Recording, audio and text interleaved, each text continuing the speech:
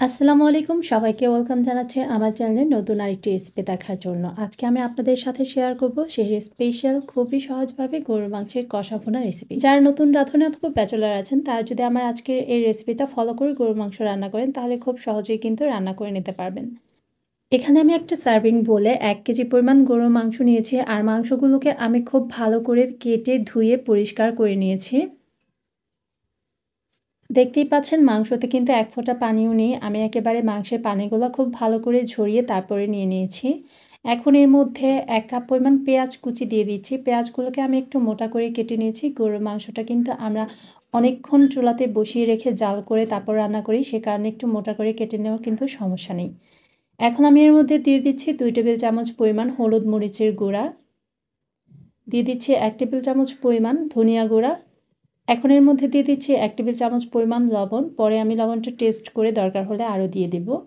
এখন এর মধ্যে দিয়ে দিচ্ছি 2 টেবিল চামচ পরিমাণ আদা রসুন পেস্ট,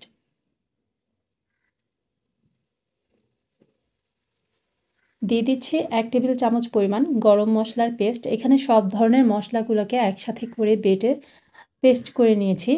এখন এর মধ্যে দিয়ে দিচ্ছি 1 টেবিল চামচ পরিমাণ জিরা পেস্ট আর দিয়ে দিচ্ছি হাফ কাপ পরিমাণ রান্নার সয়াবিন তেল। এখন এই সবগুলো উপকরণকে ভালো করে হাতের সাহায্যে মেখে নিতে হবে। খুব ভালো করে মাংসগুলোকে মশলার সাথে মাখিয়ে নেব।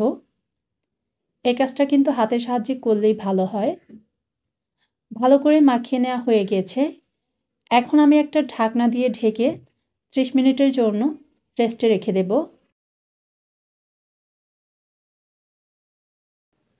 চুলাতে আমি একটা প্যান বসিয়ে দিয়েছি। এখন এর মধ্যে 2 টেবিল চামচ পরিমাণ রান্নার সয়াবিন তেল দিয়ে দিচ্ছি। এখন এর মধ্যে দিয়ে দিচ্ছি 4টা এলাচ, 2 টুকরো দারচিনি আর 3-4টা তেজপাতা। তেলটা গরম করে নিয়ে মশলাগুলো দিয়ে দিয়েছি। এখন মশলাগুলোকে একটু নেড়েচেড়ে ভেজে নিচ্ছি তেলের সাথে। যখন মশলা থেকে খুব সুন্দর একটা ফ্লেভার আসবে তখন এর মধ্যে আমি ম্যারিনেট করা মাংসগুলো দিয়ে দিচ্ছি। মাংসগুলো দিয়ে দেওয়ার পরে খুব সুন্দর করে আমি মাংসটা একটু নেড়েচেড়ে মিশিয়ে নেব তেলের সাথে।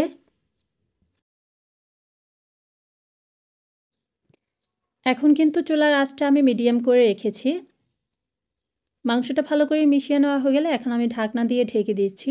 অপেক্ষা করছি 15 মিনিট। 15 মিনিট পর ফিরে আসছি। দেখতেই পাচ্ছেন মাংসতে কিন্তু অনেকটা পানি উঠে গিয়েছে। এই পানিটা দিয়েই কিন্তু মাংসটা পুরোপুরিভাবে সেদ্ধ হয়ে যাবে। এই পানিটা দিয়েই আমি মাংসটা খুব ভালো করে কষিয়ে নেব। আবারও একটু নাড়াচাড়া করে আমি মাংসটাকে ভালো করে মিশিয়ে নিচ্ছি।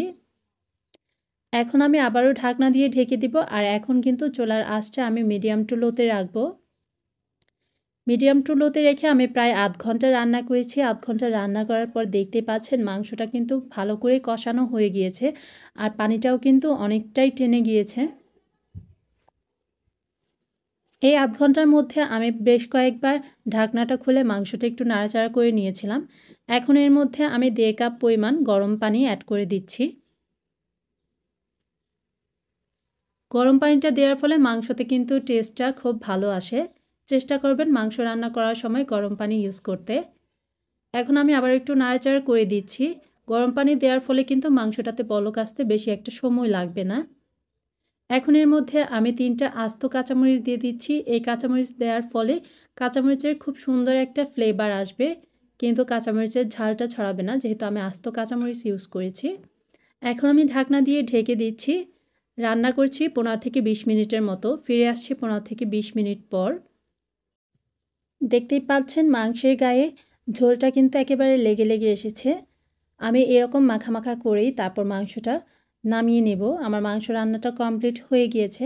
এখন আমি মাংসটা চুলা থেকে নামিয়ে তারপর আপনাদেরকে একটু ঠান্ডা করে সার্ভ করে দেখাচ্ছি। আশা করছি আমার আজকের এই গরুর মাংসের কষা ভুনা রেসিপিটা আপনাদের কাছে ভালো লেগেছে। ভালো লাগলে অবশ্যই লাইক, কমেন্ট এবং শেয়ার দিয়ে আমার চ্যানেলের পাশে থাকবেন। যারা ফেসবুক পেজ থেকে দেখছেন তারা কিন্তু আমার পেজটা ফলো দিয়ে রাখতে ভুলবেন না। সবাই ভালো থাকবেন, সুস্থ থাকবেন। ইনশাআল্লাহ পরবর্তীতে আবারও নতুন কোনো রেসিপি নিয়ে আপনাদের সামনে হাজির হয়ে যাব। সবাইকে পবিত্র মাহে রমজানের শুভেচ্ছা জানিয়ে আজকে এখানেই বিদায় নিচ্ছি। আল্লাহ হাফেজ।